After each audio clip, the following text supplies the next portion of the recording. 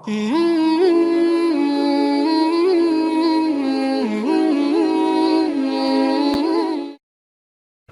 bersumpah lagi, walal akhiratu khairul laka minal. Ini yang hebat. Saya kemarin bikin quotes, lalu kita sebarkan. Ini sebetulnya di antara esensi surah Al-Duha. Kata Allah, Muhammad, saya bersumpah kepadamu, yakinkan pada jiwamu, nanti saat kamu ke akhirat, suasananya akan lebih enak dibandingkan dengan sekarang. Akhirat itu lebih baik dari apa yang kamu rasakan sekarang di dunia. Maksudnya begini, kalau kamu sedang capek, kamu sedang ada musibah, kamu sedang lelah, sabar. Nanti kalau sudah pulang, semuanya akan hilang. Memang dunia itu tempat capek, karena memang tempat beramal. Sholat di dunia, kerja di dunia, puasa di dunia, baca Quran di dunia. Kenapa kita kerjakan? Supaya cari bekal untuk pulang ke akhirat. Nanti kata Allah, kalau sudah pulang semuanya akan hilang. Jadi tenang aja teman-teman. Capek cuma sebentar. Ya, capek cuma sebentar. Lelah, gak apa-apa. Namanya juga dunia. Dunia itu memang tempat capek. Kalau nggak mau capek, ya pulang. Dunia itu tempat capek. Dan kita memilih untuk hidup. Maka jalani itu, nikmati saja, kerjakan aja. Setiap kerja ada pahala, setiap kerja ada pahala, setiap sholat pahala, baca Quran pahala, niat mencari nafkah karena Allah pahala, merawat anak pahala, memberikan ASI pahala. Gak apa-apa, memang capek. Memang ya dunia sifatnya capek. Tobakkan an tobak, setiap tahapan tuh capek lagi, biasa. Supaya dapat bekal. Bukankah orang kerja dapat gaji? Dan enak kan kalau gajian? Dan kalau sudah dapat gaji, lupa kan 29 hari ke belakang? Anda itu bekerja, kerja, berangkat gelap, pulang gelap. Tapi kalau sudah dapat gaji, semua itu kan hilang lupanya. Pergi ke Lembang, ya, jalan sama keluarga. Ada yang ke Palembang beli pempek, ada yang ke Lembang beli mak Lembang. Ada. Semuanya kayaknya hilang aja. Besoknya kerja lagi. Kata Allah, saya janjikan yang lebih dahsyat. Kamu sabar saat di dunia, karena dunia memang tempatnya capek. Kamu cari bekal aja. Nanti saat pulang ke akhirat, saya berikan yang lebih indah dan nggak akan pernah ada capek lagi. Sholat udah nggak ada lagi. Jadi jangan pernah bercita-cita nanti di surga Firdaus saya tahajud lagi. Terlampau soleh. Udah nggak ada. Baca Quran nggak ada lagi. Yang ada itu masuk surga dengan Qurannya. At-Tirmidzi nomor hadis 2915. Dipakaikan di atasnya mahkota, dipakaikan di badannya jubah kehormatan, dipakaikan di tangannya gelang-gelang emas, pakaiannya sutra. Quran surah ke-35 ayat ke-33. Jannatu adnin yadkhulunaha yuhallawna fiha min asawir, ya, min dhahabin wa lu'lu'a wa libasuhum fiha harir. Ahli Quran mau masuk ke surga pakai jubah, pakai mahkota, emas, sutra, semua naik. Apa yang terjadi? Dimintakan membaca Quran yang ia biasa bacakan saat di dunia. Jadi setiap dia baca, naik. Iqra wartaqi fa inna akhira qiraatika akhiru manzilatika. Baca Quran yang biasa engkau bacakan saat di dunia. Nanti akhir bacaanmu, di situ tempat tinggalmu di surga. Dan berita baiknya, dia bisa menggandeng bapaknya, ibunya, suaminya, istrinya, anak-anak, cucu ikut di belakang semua. Kalau mereka orang yang beriman dan soleh di hadapan Allah Subhanahu wa taala. Dipimpin oleh ahli Quran, naik ke surga. Dia bacakan sampai minal jinnati wan nas, puncak surga yang paling tinggi. Begitu nyampe di situ, dikunjungi oleh semua malaikat dari 8 pintu surga. Itu ada di Quran surah 13 ayat ke-24. Wal malaikatu yadkhuluna alaihim min kulli bab. Dan malaikat semua mengunjungi dia dari semua pintu, mengucapkan salam. Lihat kalimat pertamanya, salamun alaikum bima sabartum. Selamat ya, saat di dunia kamu sabar cari bekal. Sabar capek, sabar mengeja huruf dari Iqra, sabar menghafal sampai ada yang mencela, sabar orang lain ngejar dunia, Anda ngejar akhirat, sabar. Orang lain cari ini, luaskan rumah, tambah mobil, tambah kendaraan, meninggal gak dibawa, Anda sabar. Insya Allah orang akhirat. Saya ngelihat ada ahli Quran tuh, seringkali saya berhadapan dengan ahli Quran tuh dari daerah-daerah, seringkali menangis. Ada yang datang pengen setoran, Anda bisa kebayang nggak suaminya pekerja mungkin kasar, orang sebutnya kuli. Istrinya ngambilin kayu bakar, kadang ke sawah. Anaknya bahkan ada yang masih kemudian kecil-kecil. Tapi kalau Anda berkunjung ke rumahnya, semua makanan dihidangkan yang mampu dia suguhkan. Lalu keluar kalimat, alhamdulillah, Abi kalau bekerja dapat uang banyak sekali, 500 ribu. Sebulan 500 ribu, banyak sekali, syukur. Ternyata perempuan itu sudah punya sanad hafalan Quran 7 qiraat. Lelakinya hafal Quran, anaknya hafid semua. Anaknya penghafal Quran semua. Anda ada di mana? Itu perlombaan, sabar, naik sampai ke atas. Jadi kalau sekarang sedang capek, nikmati, sabar. Besok kalau meninggal, gak ada capek lagi. Dan panggilannya sudah tenang kita, karena kerja kita selesai. Mirip begini, ada berita besok gajian. Besok gajian, tenang kan? Malam tidur enak kan? Orang yang punya bekal itu, dia sabar itu, nanti di akhir sakaratul mautnya, dia tampakkan semua hasil pekerjaannya. Sampai hatinya merasa tenang. Jadi gak terasa, tidur aja. Ya ayat Tuhan nafsul mutmainnah, ditarik, tenang, tidur aja, selesai. Tinggal dia jumpai Allah di akhirat nanti, mendapatkan hasil dari apa yang dia kerjakan.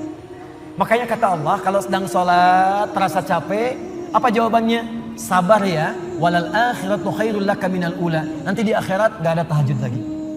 Kalau sedang menghafal Quran capek, sabar ya, nanti di akhirat gak ada menghafal lagi. Abadi sifatnya, wafat selesai hafalan itu.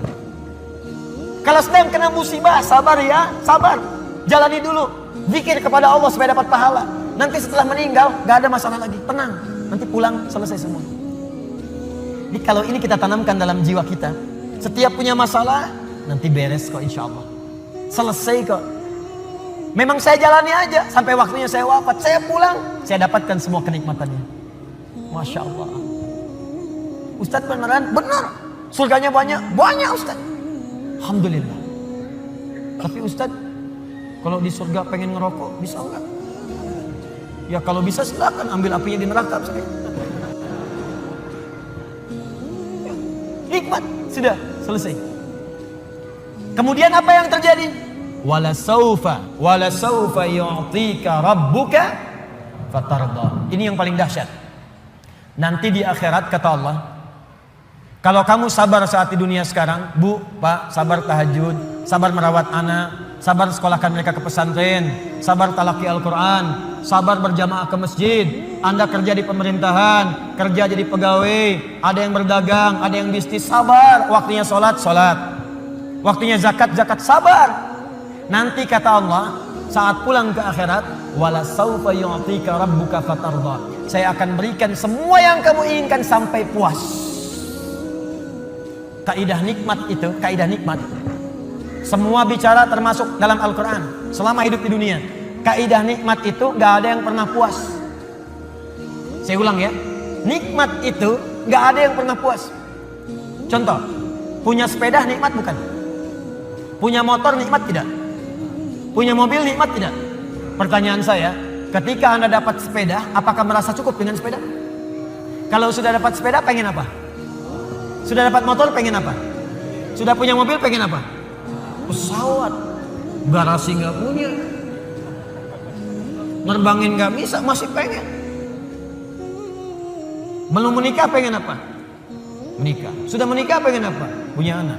Sudah punya anak, pengen apa? Pengen cucu. Semua terus, jadi nggak ada puasnya. Nikmat itu terus pengen. Nanti di akhirat, kata Allah, nanti di akhirat saya akan berikan kepadamu sampai kamu puas. Sampai Anda mengatakan, ya Allah, cukup ya Allah, puas. Sekarang mah pengen terus, pengen. Nanti puas ya Allah, cukup puas. Di semuanya nikmat sampai selesai semua. Makanya bersabar, dunia sebentar. Sebentar mas, besok meninggal, selesai masalah. Mau besok meninggal? Selesai. Sabar. Dan alhamdulillahnya nggak ada yang dikasih tahu kapan meninggal. Kalau diberitahu, bisa jadi kita pun nggak semangat. Sebentar lagi Anda akan meninggal. Jam 8:45 lewat kemudian 45 detik. Waduh, kajian udah bubar, nggak pulang di masjid aja. Astagfirullah. Kenapa Pak? 2 menit lagi. Ini amalan nggak terencana. Ini karena kita nggak tahu kapan wafat, kita bisa merencanakan. Malam ini tahajud insya Allah jam sekian. Saya mau istighfar jam sekian. Besok subuh di masjid A, zuhur di masjid B. Punya rencana. Dan ketika merencanakan, niat muncul. Dan itu niat ketika muncul, pahala dituliskan. Bukankah innamal a'malu binniyat? Innamal a'malu binniyat. Jadi ketika niatnya itu sampai, pahala dituliskan.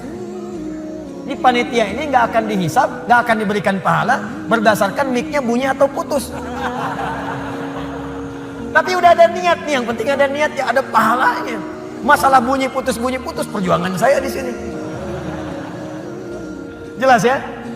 Baik, wala saufa yu'tika rabbuka fatarda. Jadi gini maksudnya, kalau sedang capek, sedang lelah, apalagi kemudian beban itu datang dari orang-orang terdekat.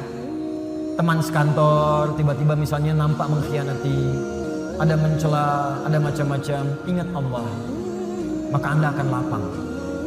Ingat Allah, maka tidak akan ada beban. Dan ingat semua itu akan berakhir ketika kita wafat. Kalau itu ada dalam diri kita, maka demi Allah saya katakan, beban itu seberat apapun akan ringan. Ingat itu baik-baik. Wala saufa yu'tika rabbuka fatarda. Alam yajidka yatiman fa'awa. Muhammad, coba ingat-ingat. Kamu sekarang gak usah merasakan beban berat. Bukankah dulu pun aku buktikan kepadamu, saat engkau yatim, aku kirimkan orang-orang sekitaran untuk bisa memberikan perlindungan kepadamu. Lahir bapak tidak ada ibu. Ibu wafat usia 6 tahun, ada kakek. Kakek wafat usia kemudian Nabi Muhammad 8 tahun, ada paman. Ada semua. Ingat Muhammad SAW. Kalau sedang kamu merasakan beban, ingat senang yang dulu saya berikan. Manhaj yang ketiga. Kalau sedang merasakan kesulitan dalam masalah, kalau masalah ingin cepat diringankan oleh Allah, maka bandingkan masalah itu dengan solusi yang pernah dirasakan sebelumnya. Bandingkan persoalan yang sulit itu dengan kesenangan yang sudah dirasakan sebelumnya.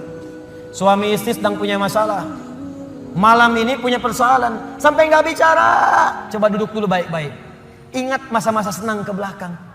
15 tahun berumah tangga, masa mau dikalahkan dengan masalah di satu malam? Ingat banyak senangnya atau banyak dukanya, banyak sukanya, banyak dukanya, banyak nyamannya, banyak masalahnya. Coba timbang-timbang lagi. Mungkin dengan menghadirkan nostalgia kesenangan itu, yang ini akan terasa ringan. Ma, kenapa malam ini kita mesti cemberut ya? Bukankah kemarin-kemarin kita tertawa? Gara-gara papa semuanya. Gak apa-apa mah, memang gara-gara papa. Papa terima. Tapi mungkin Allah titipkan keburukan di papa itu karena mama bisa menyempurnakan. Mungkin Allah pilih mama itu adalah mama yang bisa membimbing papa lebih baik. Masya Allah. Oh gitu ya Pak ya, mama bikin status dulu ya. Jadi kalau semuanya begitu enak rasanya. Tapi memang diucapkan mudah, menjalaninya belum tentu mudah. Ustadz juga begitu. Makanya jarang sekali ada ustadz ceramah bawa istrinya. Nah, jadi kalau kita punya persoalan yang kecil-kecil sekarang, ingat masa lalu. Bu, Pak, ya maaf di kantor ada masalah. Masalahnya hari itu, jangan langsung merasa berat. Ada proyek gak selesai dimarahin sama bos. Anda kerja sudah 10 tahun, dimarahin baru hari itu. Senangnya kan banyak, udah 9 tahun. Masa persoalan sehari mengalahkan persoalan 9 tahun yang senang ke belakang? Kan tidak lucu. Anda gagal satu ujian, 9 mata kuliah lulus semua. Masa harus meratapi diri pada yang satu itu? Selesaikan. Mungkin di situ Allah ingin berikan anugerah supaya Anda paham lebih dalam. Mungkin disitulah kepakaran Anda supaya belajar lebih dalam lagi. Diangkat kemudian karena pakar itu, di masalah itu. Saya dulu itu setiap menghadapi pelajaran-pelajaran bahasa, apalagi balaghah, macam-macam dan sebagainya itu. Di situ perasaan awal pertama sulit-sulit saya hadapi. Begitu dihadapi rupanya Allah menginginkan kita lebih fokus pada masalah itu. Seakan awalnya susah, ternyata ada nikmat di balik itu. Itulah poinnya teman-teman sekalian. Jadi kalau Anda sedang merasakan kesulitan, ingat masa-masa lalu saat Allah memberikan banyak nikmat dalam kehidupan kita.